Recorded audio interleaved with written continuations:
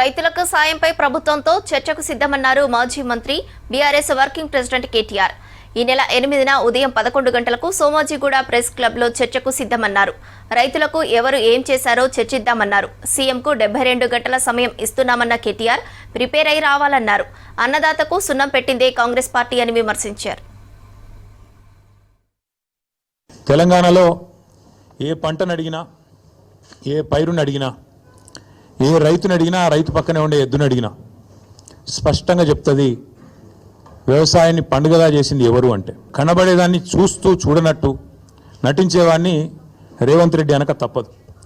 నిజానికి చెప్పాలంటే ఇందులో చర్చించుకోవడానికి కానీ, ఛాలెంజ్లు విసురుకోవడానికి కానీ పెద్దగా ఏం లేదు. కానీ ముఖ్యమంత్రి గారు ముచ్చట పడుతున్నారు.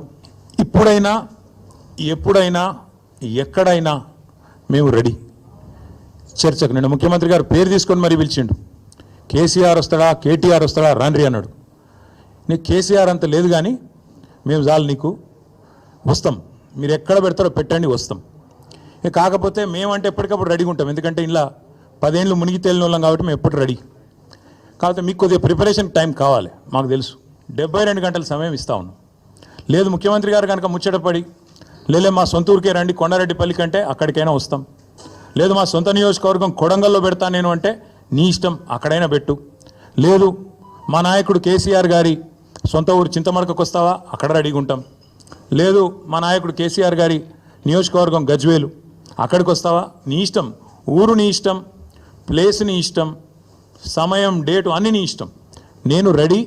మా పార్టీ తరఫున నీ సవాల్ను స్వీకరిస్తూ ఉన్నాం. ఇందులో ముఖ్యమంత్రి గారి తరఫున, మరి ముఖ్యమంత్రి గారు ఇచ్చిన సవాల్ను పార్టీ తరఫున నేను స్వీకరిస్తూ ఉన్నా.